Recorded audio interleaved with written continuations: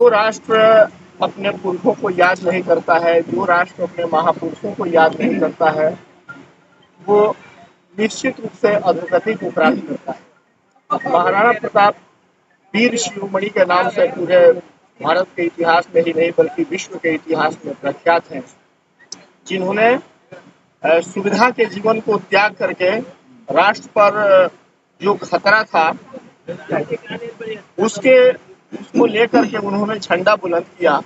भारत के स्वाभिमान के लिए, राष्ट्र के स्वाभिमान के लिए उन्होंने आजीवन संघर्ष किया।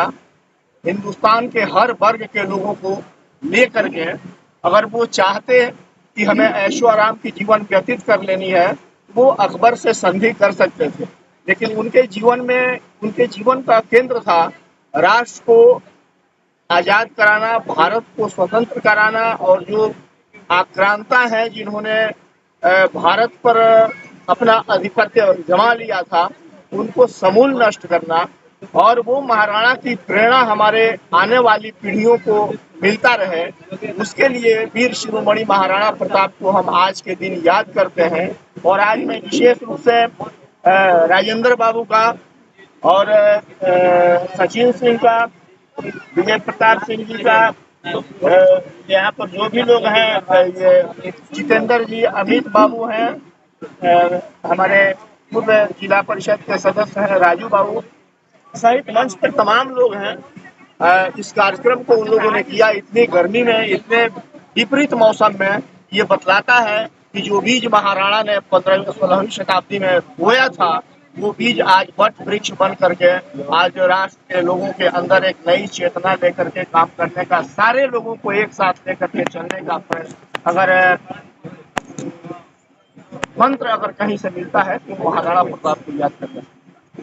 सरकार ने अभी तक महाराणा प्रताप जी की स्मृति में जो कुछ भी काम करना चाहिए, आपको क्या लगता है इतने समय बीत गए, सरकार की क्या उपलब्धियां रही हैं? महाराणा प्रताप की स्मृति में कुछ योगदान आप लोग देख रहे हैं? महाराणा प्रताप सरकार के ऊपर निर्भर रहने वाले चीज नहीं। महाराणा प्रताप इस राष्ट्र की आत्मा है। यह राष्ट्र महाराणा प्रताप को हमेशा अपने करीब पाता है। तब राजनीतिक रूप से महाराणा प्रताप को इसमें इन्वॉल्व करना, ये मुझे लगता है कि महाराणा को राजनीति से ऊपर रखना चाहिए। वो राष्ट्र के लिए महाराणा थे, वो राजनीति के लिए महाराणा थे।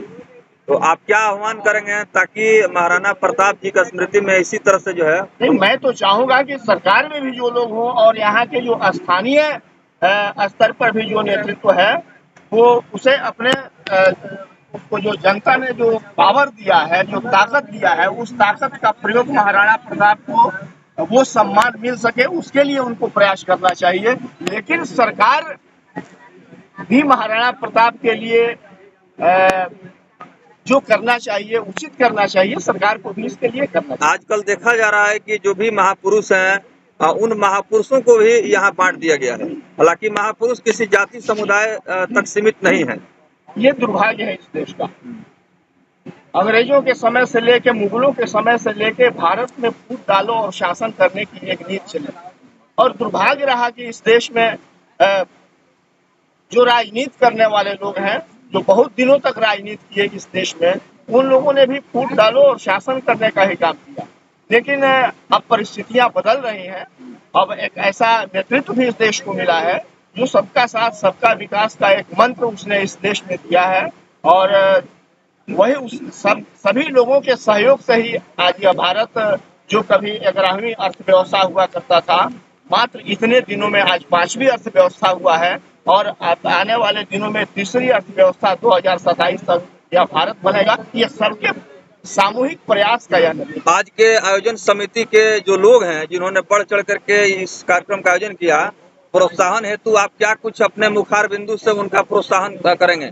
नहीं, मैं तो सबसे पहले हृदय से उनको धन्यवाद देना चाहूंगा कि उन्होंने इस परंपरा को, जो वर्षों से यहाँ पर चलते आ रही है, उस परंपरा का उन्होंने निर्वहन किया है। और आने वाले दिनों में निश्चित रूप से जो समाज के लिए काम करता है, समाज उसको याद करता है।